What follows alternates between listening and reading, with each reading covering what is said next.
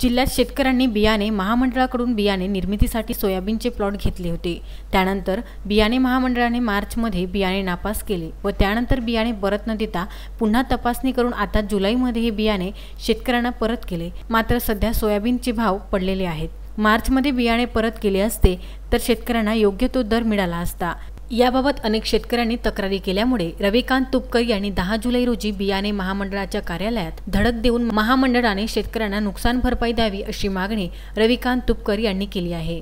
बियाणे महामंडळाने ते सोयाबीन टेस्ट केले असता ते सोयाबीन नापास झाल्याचे मार्च 2020 मध्ये शेतकऱ्यांना कळविले। त्यावेळी सोयाबीनचा बाजारभाव 4200 रुपये होता, परंतु बियाणे महामंडळाने शेतकऱ्यांची संमती न घेता सोयाबीन पुन्हा रिटेस्टिंग केले आणि त्यानंतर आता जुलै 2020 मध्ये शेतकऱ्यांना ते सोयाबीन पुन्हा नापास झाल्याचे कळविले। आज सोयाबीनचा बाजारभाव अंदाजे 3500 आहे। महामंडळाने बियाणे जर शेतकऱ्यांना मार्चमध्ये परत केले असते तर शेतकऱ्यांना ते 4200 च्या बाजारभावाने विकता आले असते, परंतु बियाणे महामंडळाच्या चुकीमुळे शेतकऱ्यांना ते सोयाबीन 3500 च्या भावाने विकावे लागणार आहे। त्यामुळे शेतकऱ्यांना प्रति क्विंटल 700 रुपयेपेक्षा जास्त नुकसान होणार आहे। ही बाब लक्षात येताच स्वाभिमानीचे नेते रविकांत तुपकर यांनी बियाणे महामंडळाच्या बुलढाणा कार्यालयात 10 जुलै रोजी धडक देऊन बियाणे महामंडळाने तात्काळ शेतकऱ्यांच्या झालेल्या नुकसानीची नुकसान भरपाई द्यावी अशी मागणी केली आहे।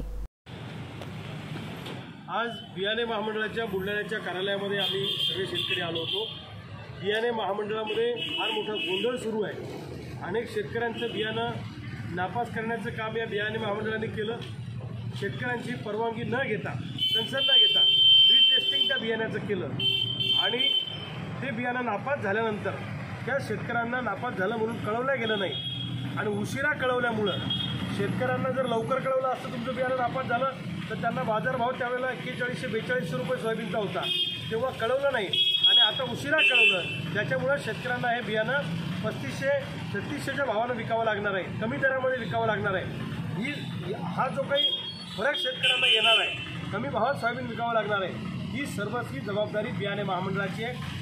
महामंडळाच्या दिरंगाईमुळं शेतकऱ्यांना हा भुर्दंड भरावा लागणार आहे आणि म्हणून आज आम्ही जिल्ह्याच्या कार्यालयात येऊन त्यांना सांगितलं की ही नुकसान भरपाई आम्हाला तुमच्याकडून पाहिजे। जो काही तुमच्या चुकीमुळं आम्हाला या ठिकाणी हा फरक पडलेला आहे, दिरंगाई केल्यामुळं, शेतकऱ्यांचे कन्सर्न न घेतल्यामुळं आणि उशिरा कळवल्यामुळं हा भुर्दंड शेतकऱ्यांना पडतो आहे। तुम्ही नाही कळवल्यामुळे ही वेळ आमच्यावर आली, म्हणून ही नुकसान भरपाई तुमच्याकडून आम्हाला पाहिजे। त्याच्यासाठी आम्ही इथं आज आलो। आम्ही त्यांना मुदत दिलेली आहे, जर तुम्ही 3 दिवसाच्या आत याच्यावर निर्णय घेतला नाही तर मग आमच्या आंदोलनाला तुम्हाला सामोरं जावं लागेल, हा इशारा आम्ही दिलेला आहे। प्रशांत खंडारे, विदर्भ न्यूज, बुलढाणा।